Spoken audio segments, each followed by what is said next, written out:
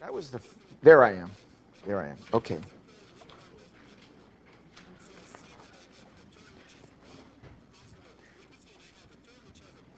Yeah, I'm a little disoriented, but everything I said so far is irrelevant to CVN anyway.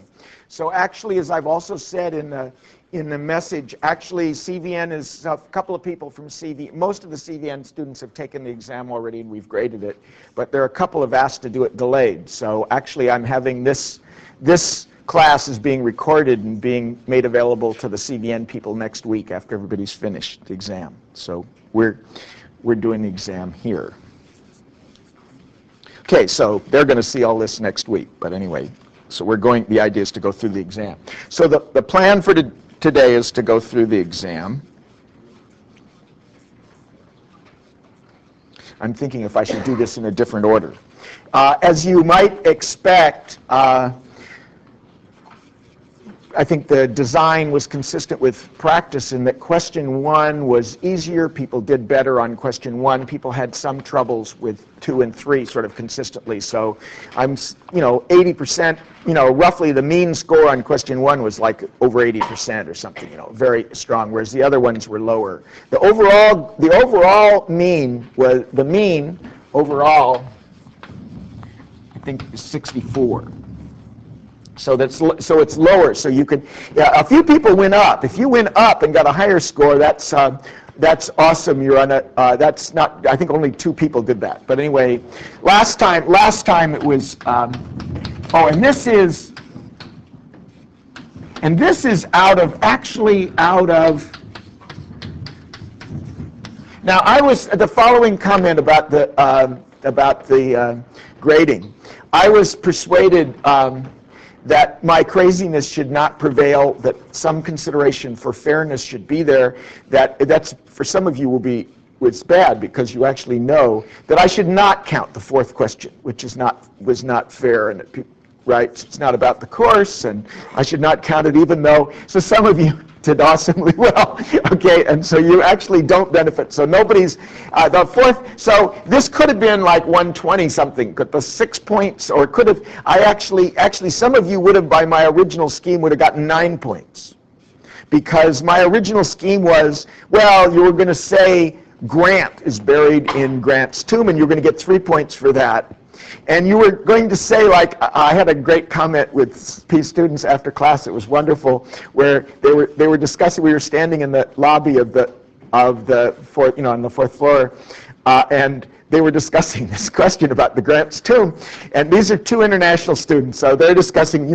We're discussing. Probably you're here. I'm forgetting who it was. We were discussing. I think it was. Yeah, we were discussing, and then, but. Well, I guess surely it's Grant's buried in Grant's tomb, but this is this crazy Groucho Marx thinking. But then where is it? Where is, why should you know where it is? And I said, well, it's right nearby. And yeah, and he says, but where? And I said, it's on 122nd and Riverside. And he says, it's right across the street from where I live. The guys live in the International House, right? The International House is immediately across the street from the Grant's tomb, which is that was a wonderful epiphany. I don't know whether the test, but this was great. It was great. So anyway, but it is sort of it is unfair. I mean, the course is not about that, and so. And the exams are unfair enough as it is. I mean, you never know. What do they measure? Who knows? Who knows what they measure, right? So it's bad. There's no need to add 6 random points.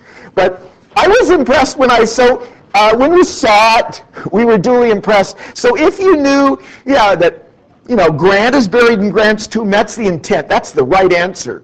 That's when when you're getting 20 or 15 on the test and they want you to get something right, you're just blowing it one after another, and they say, okay, who's buried in Grant's tomb? They're trying to help you. The answer is Grant. If you've taken 60 years of of American history, it's the Civil War general who was president of the United States and so forth. And then if you've actually been there, you happen to walk into this place, you see that it's actually his wife is buried there too. So you find that out. I mean, you could know that from some other way. And then you could know it's her name. So you were going to get 3 points for knowing it was Grant, which is sort of like just playing the game, 3 points for knowing that it was right here, right next to us, and 3 points more, even unoffered, if you were going to say that Julia, his wife was there too. And actually, some answers have that. Some answers, some of you, totally awesome. So that those answers are there. It's sort of, that makes up for the fact this is just sheer brilliance on your part, right? This makes up for the fact that the rest of the stuff maybe wasn't so strong, and I'm thinking, I've been babbling about this stuff for days and weeks, and so then the rest of the stuff, I'm feeling bad. Gee, they didn't get this question right. I'm not doing my job. I'm feeling bad. But the Grant's tomb question, at least I didn't feel bad if you got it wrong, right? I did mention Groucho Marx, but anyway, okay. Leaving Grant's tomb, but actually this is out of 113, so the other bonus points you could have gotten. Some people are getting some bonus, so this is a lot harder than this in scoring. If we get on top of this is probably, the point is the final's going to be cumulative, and if you can get on top of this, even in some delay, you may be in good shape. So the idea is not to make it, the hardest part of the course is probably here in the middle, and you have a chance to absorb it still, so to get on top of this stuff. So that's what let's try to get to that. Okay. I'm trying to be real. This first question is real. Again, as Sean here, who works in our office, will tell you, again, the day of the exam, the Ricoh printer goes down, which is its usual state, right? So the first question is about the department printer. Because it's down all the time, I'm inspired to make a model about it going up and down and so forth. This might not quite be accurate, but so then if you think of the printers up and down, you sort of think, let's say it starts off down, it's up, down, down. Sort of, this is a picture, time, and then we have this process 1 and 0, and this is x of t. This is a possible picture of the sample path, a sample path of the process x of t, telling you that at this time the printer's up and this time it's down. And we have and so there's a downtime, uptime, downtime 2, uptime 2, downtime 3, uptime 3, downtime 4. There's successive downtimes, uptimes, downtimes, uptimes. Now, actually, that wasn't said. The problem said there's x of t. So this process was defined for you. This is the process that tells you the state at time t. But the uptimes and downtimes are the successive times it's down, up, like this. And those actually weren't written down as they were said, downtimes and uptimes, but I didn't write these down there, so you had to introduce those things. Okay, so we know that the expected, we're told that the average uptime is 4 days, and the average downtime is 3 days. So that's sort of the data for this. And this x of t is the process that's 1 when it's working and 0 when it's not. Now, the question A, what do we need to assume about the successive uptimes and downtimes in order to make this process x of t continuous time Markov chain? So you're thinking, well, what are the uptime, downtimes, uptimes? These are what they are, these random variables, that it's successively up and down for random durations of time. So the part A is really not asking about this. Some people made this, it's not saying, what do I need to assume about this process for this process to be Markov? It's asking about the up and down times. Okay, so I'm just, so the point here is you could have the question, well, what does it mean for x of t to be Markov? So you're saying, well, I'm going to say probability x of t equals 1, say, given x of s for s, well, let's see, I'm going to have it given t plus u, say, and then I'm going to be given x of s for s less than or equal to t. So I want to know the future probability given the past up to t. This should be equal to the probability xt plus u equals 1 given x of t. So this is the Markov property, and then this is going to be the probability that x of u equals 1 given x of 0 equals whatever x of 0 is. I mean, this would be the same because which is just a shift of time by t. But this is not what the answer is. This is what we want to have happen. We want to say, when will this be a continuous time Markov chain? This is the Markov property. This is what we want to have happen. The question is asking, what should we assume about the successive down and up times in order that this is true? Right? So you're actually being asked about these 6 times, these random variables, not about x of t is the property you want to have. You want this process, this stochastic process, you want this process to be a continuous time Markov chain. That's what you want. This stuff I'm writing down here is not the answer to the question. That's what it means for that property to hold, right? I wasn't really asking what does it mean for this process to be a continuous time Markov chain. I was asking what do we need to assume about the up times and down times in order for that to be true. Just as what we're looking for. I mean, a lot of the answers that were wrong here we're saying would be talking about x of t. What does it mean for x of t to be a continuous time Markov chain? Which is another question.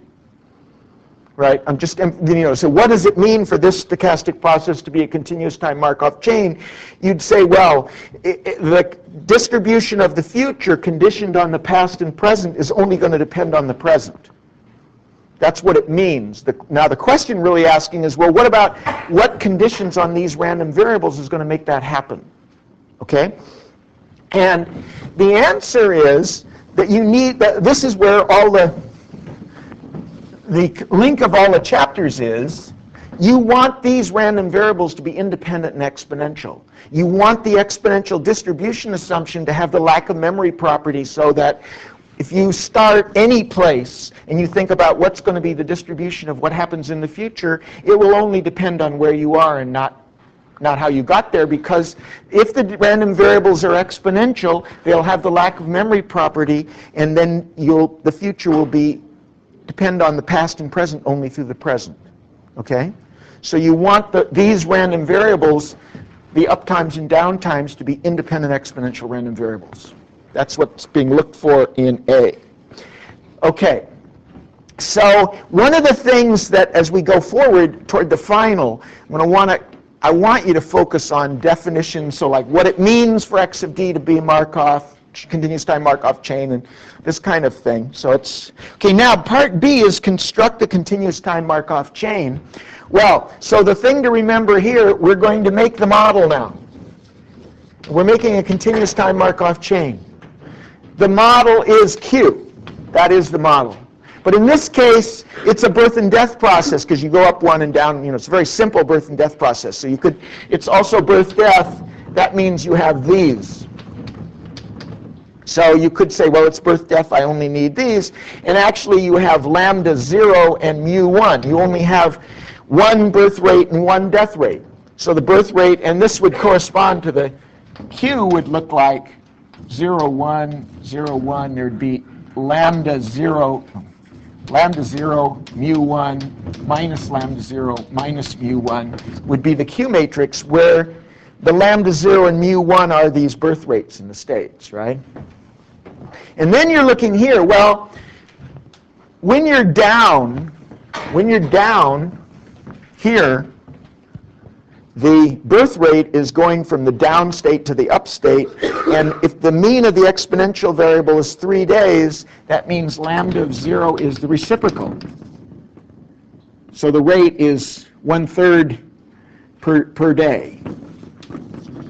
and correspondingly the rate is 1/4 per day in days in continuous time.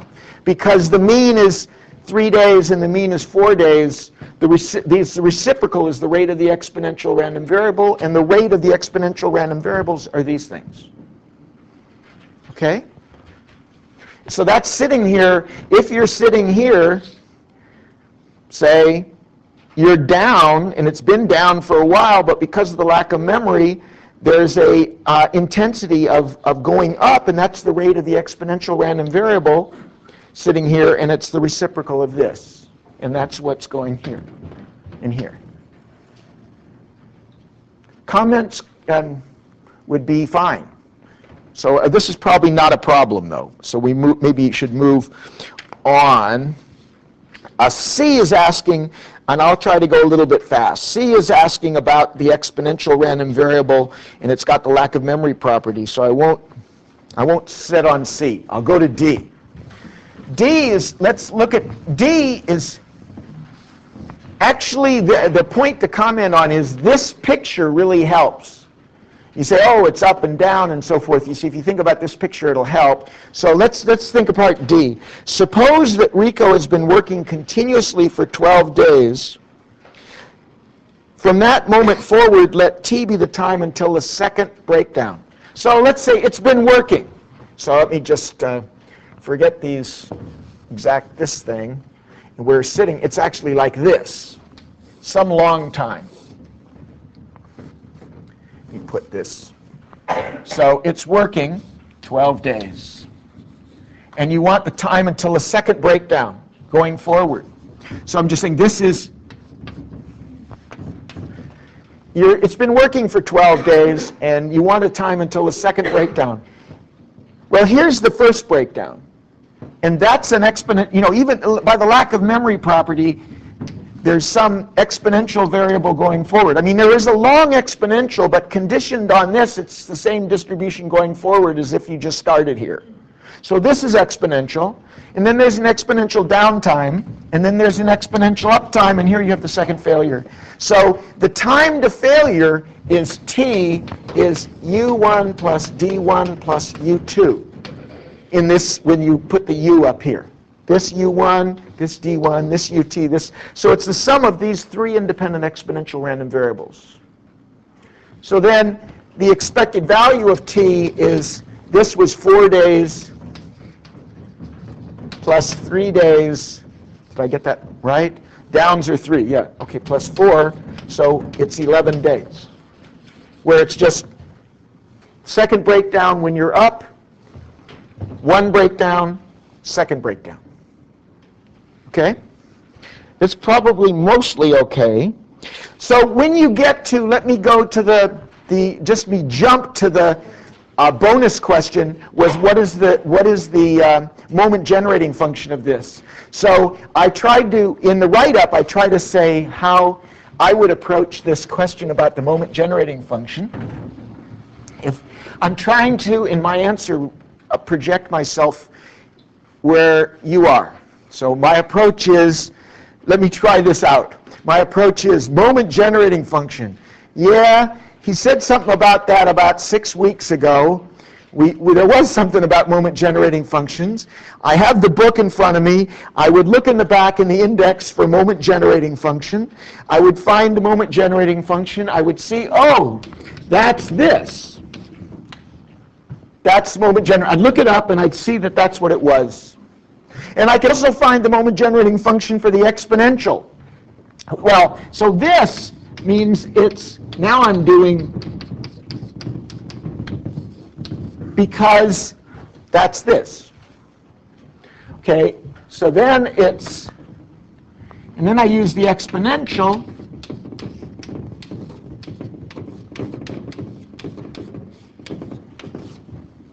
And now they're independent. I use this.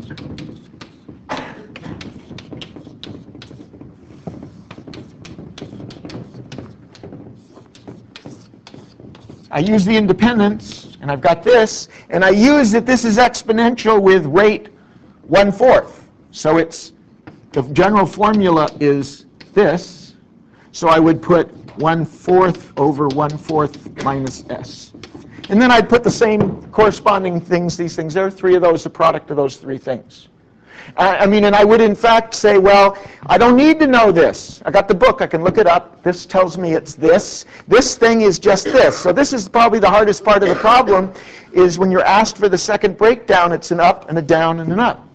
You're going to have a time till the first failure. It's going to be repaired and then fail. And once you see that some of these 3 random variables, you're being asked for the moment generating function of this is this, and then you have to do all these steps.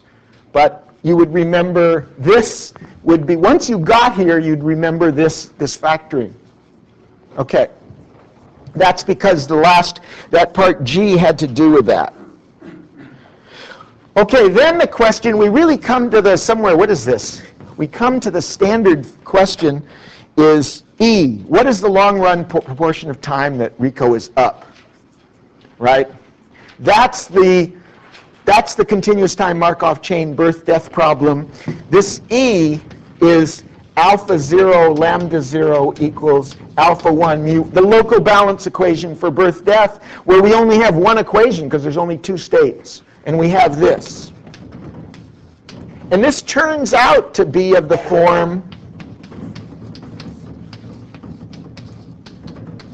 which should make sense. In other words, if you solve this these 2 equations in the 2 unknowns, right? This equation and this equation. There, better. These 2 equations in 2 unknowns, you'll get this, which is, I think it's 4 over 4 plus 3. But you'll get that if you solve these. But it also turns out, as you would expect, that the probability of being up is the expected uptime divided by the sum of the expected uptime and expected downtime. So this should totally make sense. It'd have to be this. Because it's up for this and it's up and down. So there's a cycle, this is where we're coming to next, where every up-down cycle is of this average length, and this is the fraction of it that's going to be up. So this is sort of a renewal theory, which is chapter 7, is this, you would write this down. This would be true even if the distributions were not exponential. This stuff is birth-death, right? The standard birth-death argument. This answer actually doesn't depend on these distributions being in. Okay, well let's leave that. So here I can't resist, and I guess I should, now that I will have got you programmed, if I don't put it on the final, it's really a cruelness and an injustice, is if I don't ask you about a normal approximation, because that's a reflex reaction almost, right? So suppose that RICO is initially down, its usual state. Approximately, what is the probability that RICO will break down at least 9 more times within the next 93 days? You see, you've got a lot of things going on, so you think maybe a normal approximation. So you're thinking of breakdown 9 times is the sum of 9 random variables, and the xi is it's down plus breakdown, so it's down plus up. I think I've arranged it so all the random variables have the same distribution. So it's initially down, so I have a down time left and then an up time for each of these. And then I'm thinking, the question really is, what's the probability S9, the sum of these, that I have 9 downtimes, is less than 93 days? And the thought is, this is a sum of independent and identically distributed random variables by the central limit theorem. It's approximately normal. I want to make, is going to be approximately normal, but I'll subtract the mean and divide by the standard deviation to make it normal 0, 1.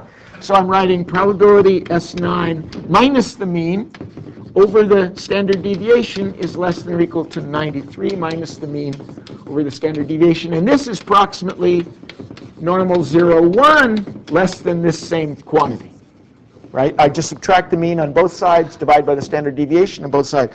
So in this case, the mean, these are 3 plus the mean is 3 and 4, and the squares are the variances. So the mean is 7, and the variance is 25. So there's 9 of them, so that makes this mean up there is 63, and the standard deviation is 15. So when you do this, it comes out to be 2 on the right-hand side. When you plug in the mean and standard, the square root of the variance is a nice perfect square, 225, so the standard deviation is 15. This mean is 63, so the difference is 30. 30 divided by 15 is 2. So in that case, everything comes out smoothly. You don't have to worry about 1.36423 something. Anyway, so you do this, so it's normal approximation. Okay, let's leave problem 1. I think that's the end of problem 1, which mostly was in pretty good shape.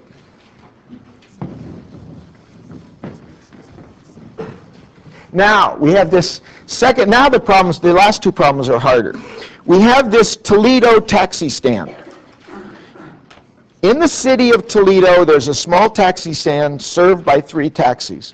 Prospective groups of customers arrive at the rate of 5 per hour, and you assume each group can be served by a single taxi. The groups are served on a first-come, first-served basis by the first available taxis. The taxis take customers to their destination and then come back. The round trip takes, on average, 10 minutes. They're exponentially distributed random variables. The taxis wait. The customers aren't there. Okay, let me not read the whole thing. The intent is to have this be this model, this queuing model. The arrival rate, service rate, number of servers, waiting room, abandonment rate. So there's an arrival rate of customers, a service rate, and services provided by taxis. So there's a problem in the book that has to do with taxis and customers, and this is a little different from that, only in that there's actually a smaller thing. Here, there are only 3 taxis, and if there are 4 groups waiting, they're going to leave. So this means, from the point of view of the groups, that there are 3 taxis operating as servers, and at most 4 groups will be there. Finite waiting room and a finite number of servers. But in this case, the taxis, as usual, you could think of them as the servers. You don't need to switch it around. In the homework, there was a switch around where you should think of the taxis as the customers. But here you should just think of it normally. So it's supposed to be this standard model. Now, that isn't forced on you until about halfway through the problem. So a lot of you started doing various things in the beginning of the problem, and then in the middle you realized you wanted a different model because the questions kind of began to ask stuff that you needed more, and actually you needed this model, just one model from the beginning. But you don't need it too much at the... So the point here, let's fill this model in. You arrive... Now, it may not say, so you have to assume Poisson process.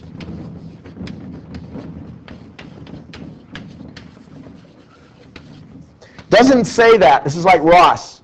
You really need a Poisson process to have this. It doesn't say it, so unless the question's different than the solutions, so you should say, ideally you'd say assume a Poisson process. If you wanted, you would get... It would be reasonable if you had said something about it's not a Poisson process, we don't know anything, or something would be not too bad. But anyway, you assume a Poisson process, and this rate is, we're told, 5 groups arrive at 5 per hour. The taxis have a rate of 6. So what's happening? How do I get this? The taxi time for the taxi to go and come back is on average 10 minutes. That's 1/6 of an hour. So the reciprocal 6 is 6 per hour is its rate. And then abandonment, the time between the willing to wait is 15 minutes. You're willing to wait, if you come to there and you have to wait, you're willing to wait an exponential time with mean 15 minutes, which is 1/4 of an hour. So your abandonment rate is 4 per hour. Lambda is 5, mu is 6, and theta is 4 per hour. Where this was mean of 15 minutes, mean of 1/4 hour, reciprocal, mean of 10 minutes, 1/6 of an hour, reciprocal is 6. So these are rates per hour. And it's this standard model with these parameters, with these numbers given. and you had to assume Poisson process. It told you that these are exponential. You want everything independent. You want this model, which is a standard birth-death. So it's a continuous time Markov chain, and it's a birth-death as well. But you're going to want 8 states, because there's 3 servers, and you're going to want ultimately, but not at the beginning. So we could address the thing in the beginning. That's the first part, but we don't need all that. We're looking at some time. So here we are at some time, and there's one taxi there. Right? This is, for this part only, part 1, suppose at some instant of time there's precisely one taxi at the taxi stand. What is the probability that nothing happens for 10, probability nothing happens for 10 minutes?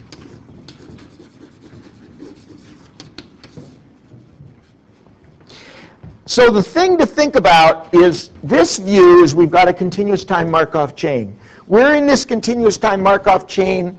We might have x of t, which is some state. But we're just in this state. There's one taxi there. We're saying nothing. Well, what can happen? What happens is one of the taxis comes back, one of the other 2 taxis comes back, or a customer group arrives.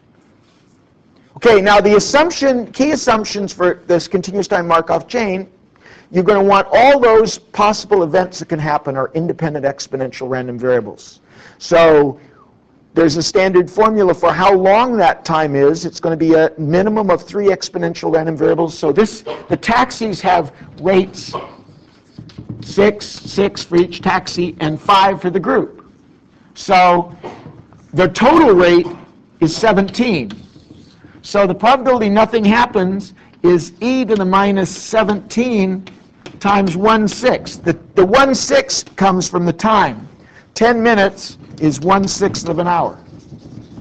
So the time, this is e to the minus lambda t, where t is the time, and that's 1/6 of an hour, and lambda, well, I should use some other gamma. This parameter is the rate, and it's the sum of these 3 rates.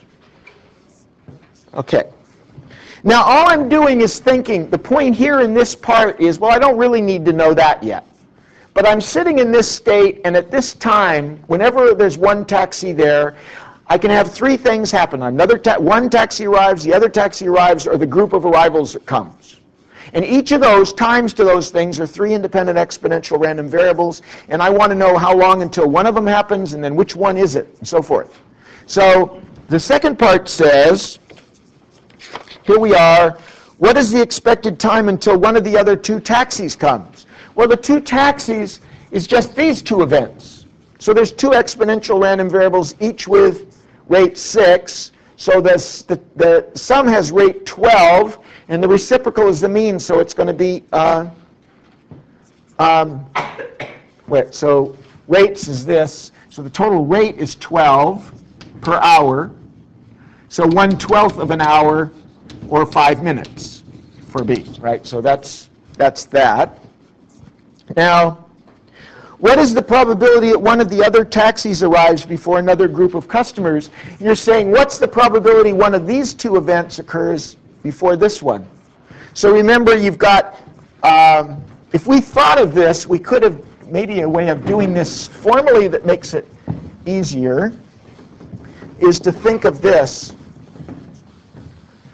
If we were to make notation, sometimes helps the thing, we would have taxi 1, taxi 2, and arrival. This is the time until one taxi comes back, the same as the other, and this would be the probability t1 less than x would be e to the minus 6. And the same thing for here, and then this one would be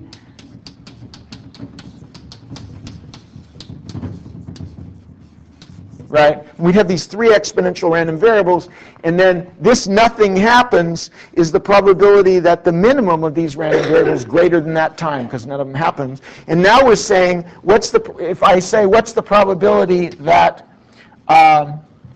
now, specifically, what is the probability that both the taxis arrive before, before the group? So T1 T1 is less than A, and T2 is less than A, right? But really what we're doing is the first thing that happens is the minimum of these, so you actually have the minimum of, okay, you're saying one of the taxis is coming at rate 12, and the three things are at rate 17, so you're going to get the answer is going to be 12/17. The rate of the taxis over the sum of the rates is the probability that the taxis come first. Right? Okay. Now, what is the probability that both of the taxis come before the group of arrivals? So you'd say, well, probability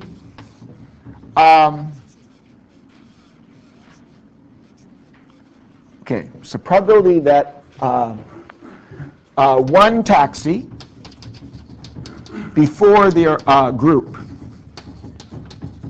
So we computed that. One of the two taxis comes before the group. Given that that's happened, there's one other taxi out and the group's still out. So what's remaining is probability the last taxi before the group. And that's a 6 over 6 plus 5, which is 11.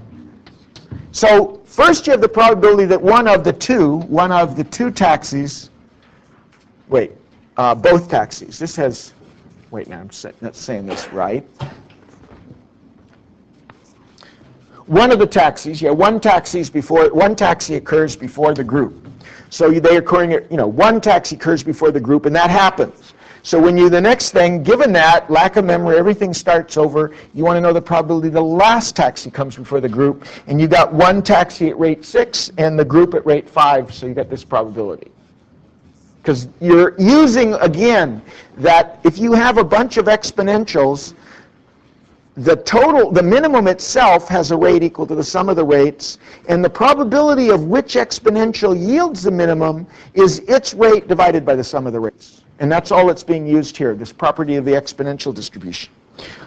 Okay, so part 2 actually shifts to this. It's actually good in this problem to start with this because you see that, oh, well, this is this birth-death model, and then you think what's going on in the model, and then you can see that when you're sitting there, in the model, and you're in this birth-death process, at any time there can be a birth or a death, and you're thinking about which is going to be, what's going to happen first.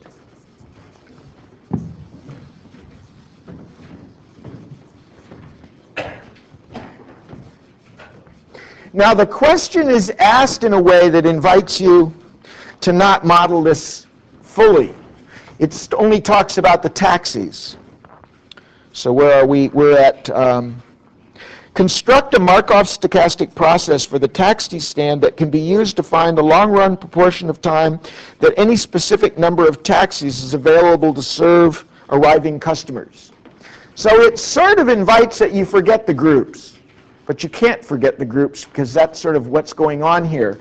But so if we think of the full thing, I mean, this one notation would be 3 taxis, 2 taxis, 1 taxi, nothing, 1 group, 2 groups, 3 groups, 4 groups. And that's all you can have. I mean, this is 8 states. You could put any labels you wanted on them. There are 3 taxis there, 2 taxis, 1, 0, nothing there, or 1 group is waiting, 2 groups, 3, 4, and that's all you can have. And now, remember, arrival rate is 5. So that means wherever you're in, you go up. Groups arrive at rate 5. So that part's easy. And here, when there are 4 there, nobody arrives because they go away. So that's one part of it. That's the birth rates. Those are the lambda I. If we relabel the states, the 8 states this way, sort of the standard birth-death process labeling, we would have these would be the birth rates. Now, we have death rates made out of service times and abandonment rate. So, we have to think, how many taxis are there out that could come back? We got to add the rates. So when you're here, and there are 2 taxis there, there's only 1 out, and the taxis come at rate 6. But there are 2 taxis, 1 there, 2 out, they come at rate 12. 3, nobody's there, all 3 are out, they come at rate 18. Okay, now that's, the taxis are out, but you don't have anybody abandoned because there's no waiting line. But now, once you get here, there's a line. So when you're sitting in this state, these waiting customers may elect to leave. So there's 1 customer waiting. This customer may elect to leave. It's going to be 18 plus 4. The taxis are coming back at rate 18, and this guy who's in line is going to abandon at rate 4. And then this is going to be 18 plus 8, and 18 plus 12, and 18 plus 16. So 34, 30, 26, 22. So birth rates, constant up 5. Death rates, 6 times the number of taxis out, which is 1 here, 2 here, 3, and then always 3. And then in these states, you add abandonment rate for each customer group that's waiting. In this generic birth-death process model. Now, the question you sort of see from the beginning, I'm sort of thinking from the beginning, how would I assess this problem? I would from the beginning read the problem and say, this is this birth-death model with 8 states from the very beginning before I did those nitty-gritty questions. Then you wouldn't be tempted, since all you care about is the taxis, to make your model and forget this part. Because if all the question says, well, I only ask about the taxis, what do I want the rest of this stuff for? Okay? And then that's actually, the point here is, why wouldn't you just cut this thing off for this part? Because all you care about is the taxis, right? Just do this, right? So the problem is that and then what would you do? You would call all these states that are here really 0. They'd all be equivalent to 0. It's like you took all these states and munched them all together, right, and called it state 0 when there's no taxis there. Right? That's the simpler model would have just these 4 states, 0, 1, 2, 3 taxis, and 0 corresponds to all these states in the bigger model. And the point is, what happens if you do that is the time spent in this big state 0 is no longer exponential. It depends on where you are in this picture. Here, everything is moving nicely according to a birth-death process with, but if you're over here, it's going to take you a long time to get back here, as opposed to if you're actually here. If you call all these states the same, you're saying it doesn't make my time that's going to take me to get here from here, doesn't matter whether I'm here or here. And that's obviously not correct. Okay, this is sort of like the model, you need this larger state space because you want the model to be legitimately Markov. So you need all those states. So this is an example of a fundamental problem in modeling. When you use Markov chains or Markov processes in an application, first step maybe is, well, what are the states? And you have to have it that when you define the states, like if you take these 8 states, that the evolution has the Markov property, that the future, the distribution of where you'll be in the future, depends on the past and present only on where you are. If you lump all these states together, you'll lose the Markov property. So you actually need these states in order just to ask questions about these. In other words, you want to know what fraction of time in the long run are you in these 4 states. You don't care about those states, admittedly, for this question. Those states are irrelevant. You just want to know the steady state probability of these. But in order for this to be a Markov process, you need all those extra states. And so therefore you need the larger model. And if you put the thing with something here, you don't get the right answer. You think it's going to go this way faster than it is because you're missing this, drifting this way. You'll get the wrong answer. You'll think that it's more likely to be in this end than it really is. because it's moving, back and forth randomly, going either up or down one at a time, and it's moving from this end to this end, and the smaller model just ignores all that movement down there. It's as if it didn't happen. And so you overestimate that you're down this way, which won't be true. Okay. Well, you see the birth, death, and the Q matrix in the middle of page 5 there. Okay, so the next thing says, how do you solve this? And I think there's no real problem here, so what am I thinking that you remember? I'm thinking, oh, well, it's birth, death, so that means I really have to do this. And then I have to do this. So I have all these equations, these local balance. And then I have this, the sum of the probabilities are 1, and there is a formula there. And there's a formula in the book, and if you got here, you probably got the right answer. The hard part is the modeling. I mean, this birth, death will have a formula that looks like, right, it looks like this, but then these R's are complicated and so forth. So you could write it, but it's a standard birth-death formula. So you're doing this, and if you don't have to remember it, but you have the book in front of you, so you could write it all down. And actually, I'm not asking for the specific numbers, just the formula. So it would be the right answer here if you said, so for example, it didn't ask for numbers, it said how would you do it. If you said, apply formula, this is a birth-death process, apply formula blah blah on page blah blah, right page or whatever, okay, that's the right answer. So that you shouldn't get anything off if you just apply the birth-death formula on page blah right here. That's all that was required.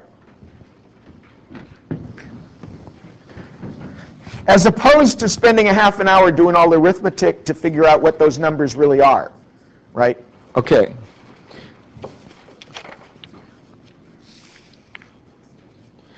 Okay, well then, part 3 is like, what do you do with this? And so it asks a bunch of questions. The only question that's, I think everybody, you're all right. Part 3 will be easy except for the last part, except for J. So I only want to discuss J, because that's, I think, maybe nobody should feel bad, or everybody should feel bad. I think we were 0 for 70 on this J. So no, this is to make you, and that would suggest maybe I'm wrong too. So you'll see my answer there is actually pretty involved. You might think reasonably that I'd never ask you to write such a messy thing down, but this is, okay, but it's actually, conceptually, it's not that hard. So this is the probability of abandoning.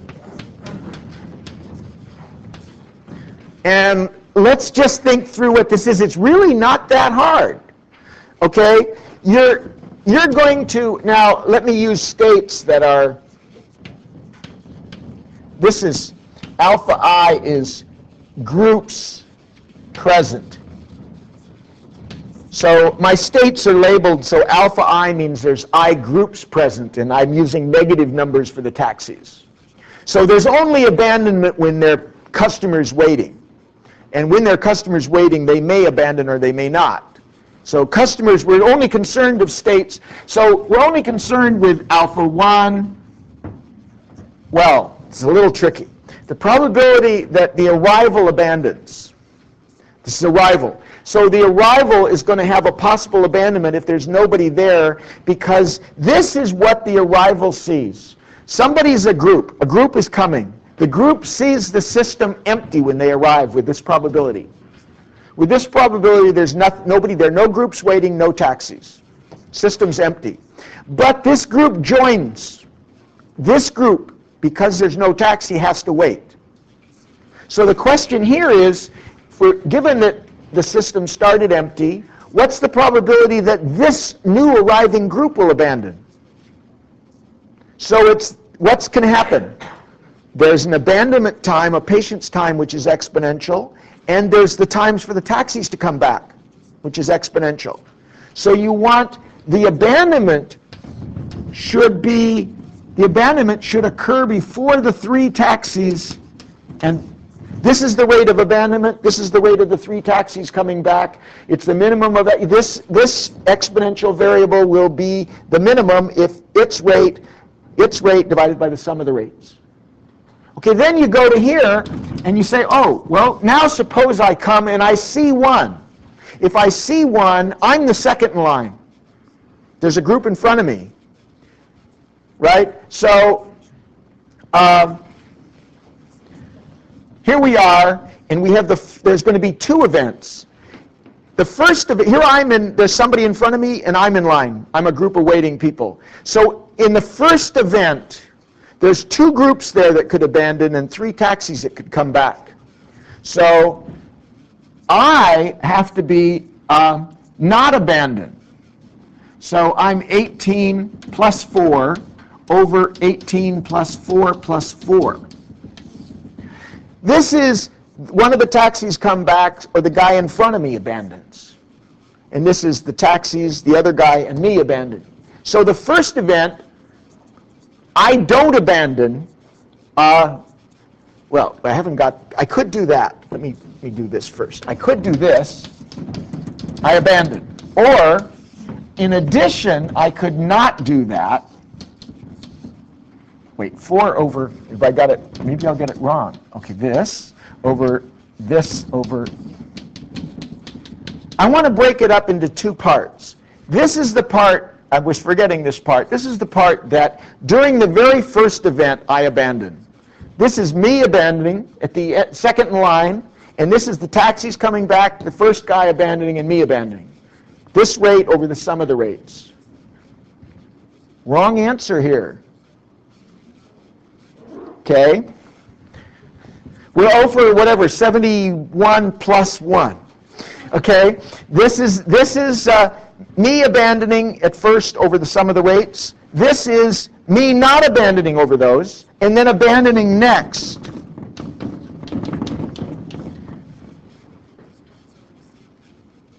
And whatever happens, whether the taxi comes or the other guy abandons, after this event occurs, which here, and I don't abandon, I'm first in line. So at that point, I'm only concerned about my abandoning over the 18.4. Yeah? Why do you care about you individually and not... I mean, it's a group. It's the whole group. Right, but why do you care about a particular group as opposed to either of the 2 groups? So I'm thinking, first of all, I'm always thinking of groups. So when I'm saying what's the probability that the group, as an arrival, will eventually abandon at any time before I get served. So I'm thinking, what's the probability I abandon? So first I say, well, I won't abandon if I start service right away. So I have to just consider what the situation is when I start service. So first, I might come and see the system empty. And then if I see the system empty, I'm first in line. And then given I'm first in line, what's the probability I abandon? And I get my rate of abandoning over the rates. Now, this is the situation I come that there's somebody already, a group waiting, and I'm now second in line. So I'm now saying, well, here's what could happen. How could I abandon? 2 ways. During the very first event, I might abandon. And then then I might not abandon. And if I don't abandon, I'm now first in line, and I repeat this experiment which was here. But couldn't it be simple as that? If you have 2 groups waiting, then you're asking what's the probability that either of the 2 groups abandon? No, you're asking, you really want to know, this is the point, you really want to know not whether there's an abandonment while you're there, you're actually asking whether this group abandons.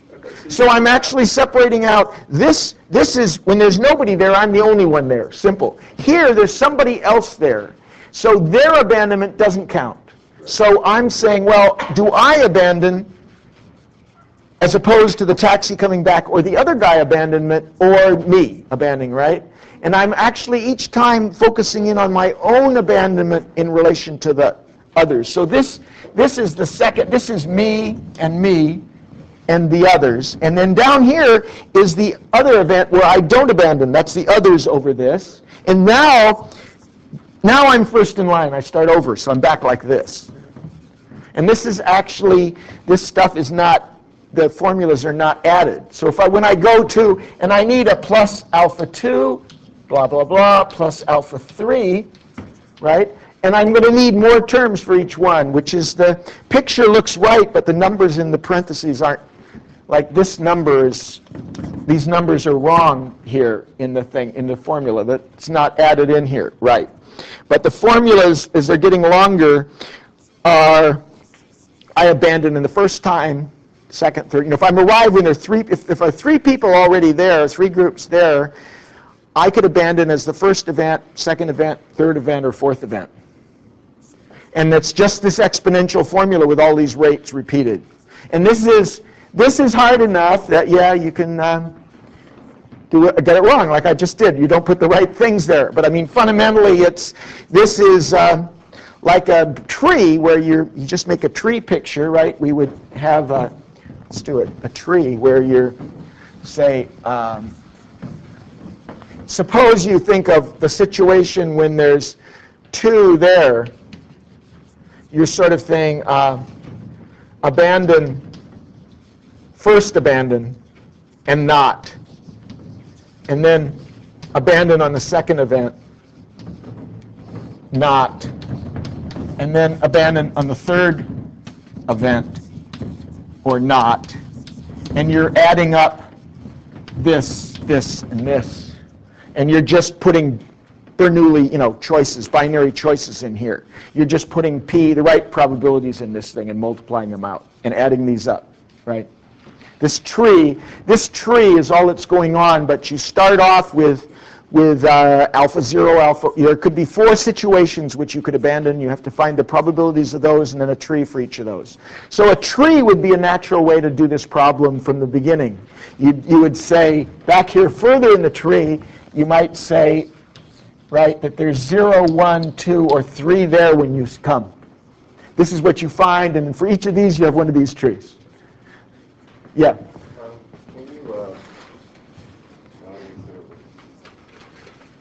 Can you just do like alpha 0 times the weighting times 4 over 4 times 4 plus 3 times. So here's alpha 0, and then, okay, what was this? What's next? Times 4 over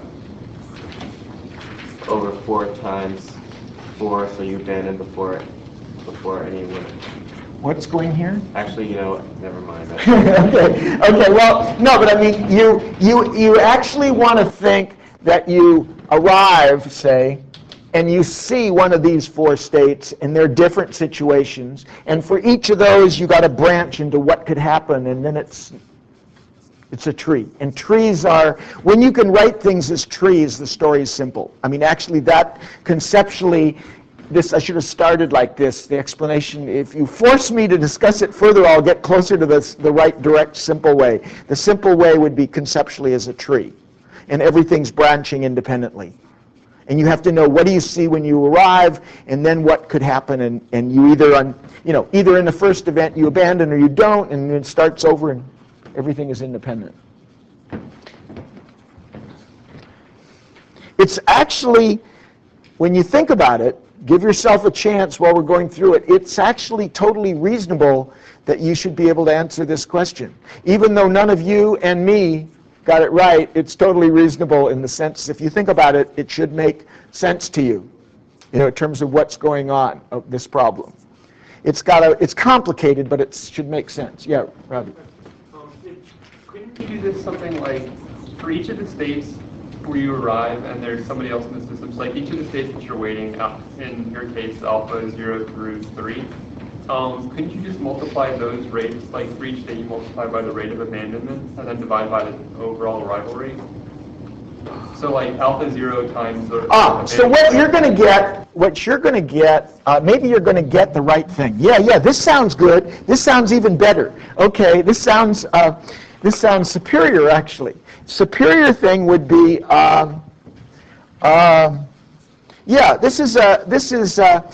this perspective would be simpler. This is good. Okay, so what are you saying? Instead of the probability, this is the following thing. What's the probability of the abandonment for any customer? Instead of taking the customer's point of view, what is this? It's the abandonment rate over the arrival rate. This is I'm interpreting, this is the thing, is to observe instead of seeing what happens to you. Okay? What happens to you is my view. Just recognize that your probability of what will happen to you in the long run will be the abandonment rate divided by the arrival rate, because every customer will have this probability. If you did that, that's great. If you did that, you'd say, here, you bring it, if you did this and you didn't get credit, this is fine. So now you've got to do this. Well, this is fine. The arrival rate's 5. No problem. Then you do need, okay, what do you need here? Well, abandonment rate, now you want to say alpha 1, 4 plus alpha 2, 8 plus alpha 3, 12 plus alpha 4, 16, right? Exactly. Yeah, that's great. Anybody did that? That's fine. Anybody did that's fine. That's excellent. And that's, you may be, a lot of you may have done that. Okay? Anyway, some of you, yeah, that may not have been, this is fine. This looks a lot better, doesn't it? Okay? Yep, that's good. That's good. This is, you might wonder about this as being right, but it has to be right. Yeah, it's good. That's better. This is not only, this answer here is not only incorrect, but it's not the best way. It's not the best way to do it when corrected. But anyway, it gets there. Okay, yeah. I think I figured out what I was going to say. The same thing in some way? It's a little different. If you have, if you're in state 0, Yeah. Could you multiply that by the probability that you wait less time than anyone else, or that you abandon before anyone else, and before one of the other 3 caps comes, and then it would be alpha naught times 4 over 4 times 4 plus 3 times the arrival rate. Yeah, I think this. Well, I don't know if this 4 plus 18 that you'd put here is actually things that sounds like you're reconstructing what goes down here, because this is really 4 times 1, if you wish, 4 times 1 plus 6 times 3. This 4 plus 18 is 4 times 1 plus 6 times 3, and alpha 1 is going to have 4 over 4 times 2 plus 6 times 3. It sounds like you're saying this, because these are all these things, but I mean, these got to be added. This is some of the rates down here. But there's actually different kinds of rates, taxis and groups. And when you have multiple, that's what this is doing. 3 taxis at rate 6, 2 people at rate 4. Otherwise, it's more complicated. Otherwise, we should do it. I guess in the rate we're going, it would take me till 1 o'clock to go through the whole exam. I think this part's, the 2 is a good question to really get. So it's all there in the solutions to look at. So I think it's should be okay to looking at it. Okay, so we're going to start with, you have homeworks posted, but we're going to start with renewal theory. Yeah. I have some questions about what's the best time to talk to you about? Oh, about what?